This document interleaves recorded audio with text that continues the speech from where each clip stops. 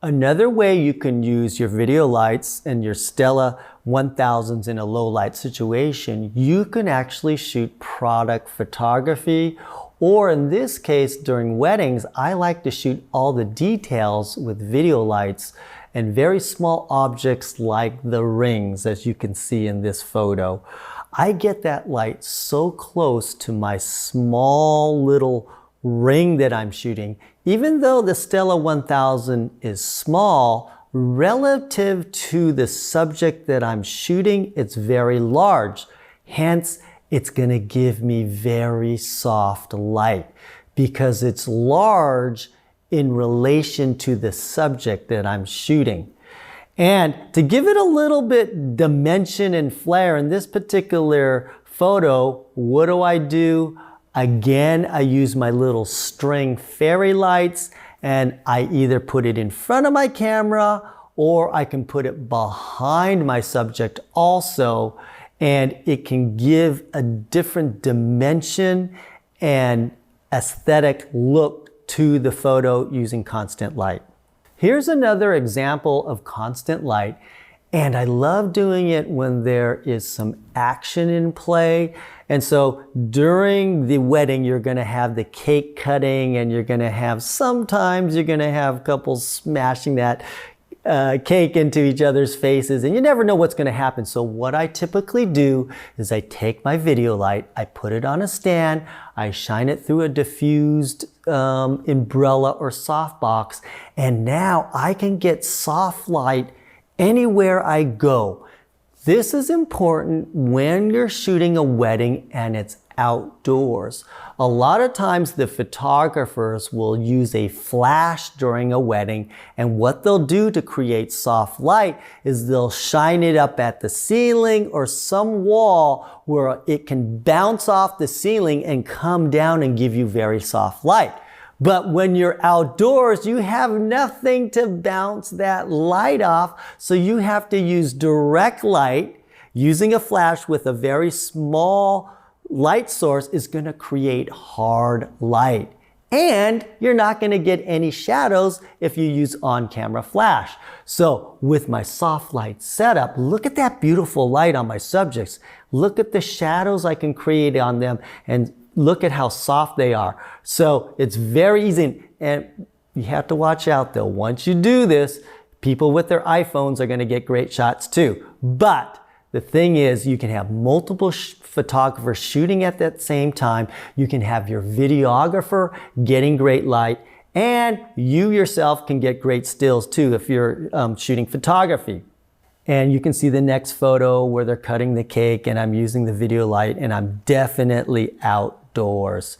And again, they're feeding each other. I'm shooting at 10 frames per second. I don't have to wait for my flash to recycle or anything. I can be free to shoot as much as I want and as fast as I want.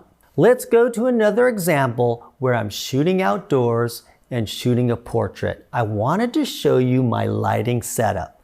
So you can see that I'm using the Stella 8000, and I'm shining it through a large umbrella.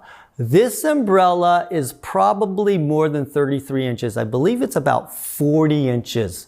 So you can see as that light is shining through the umbrella, it's lighting up the entire umbrella. Now my light source is as large as that umbrella. I put it as close as possible to my subject. I meter for the background first, and then add as much light as I need, controlling the light on my subject with distance. The distance from my light source to the subject.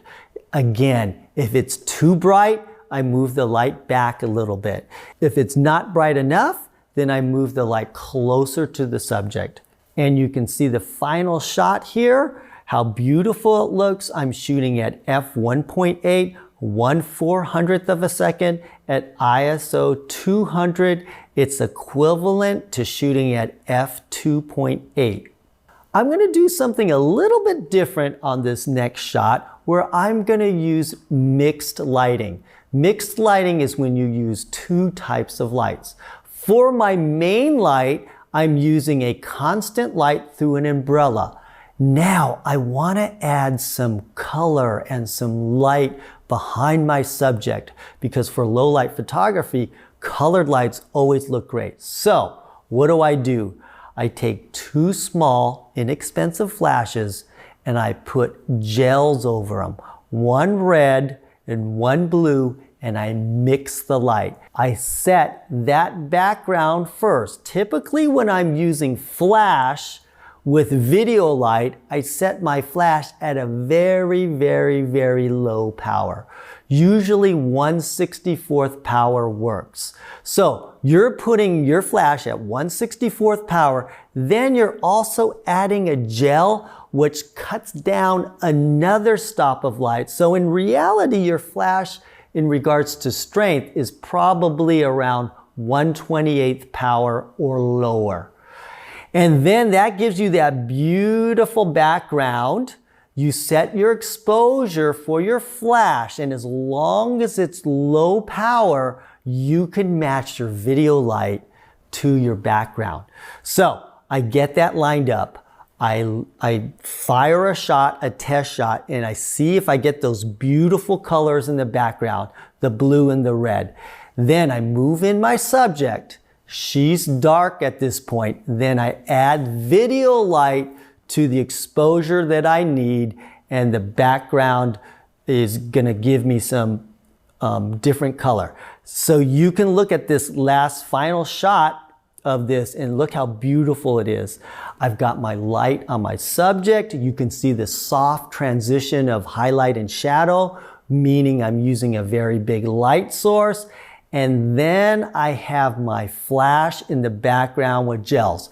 Another key to this is that you want to make sure that your subject is far away from your background, because you don't want the light on your subject to contaminate the gel color on the background. If you put your subject right next to the background, the light that hits your subject is also going to light your background and you won't see any color. So therefore, it's important for you to move your subject far away from the wall so you can get that colored light. Let's go on location and let me show you an example of using this mixed lighting. I'm using a constant light and flash in a low light situation.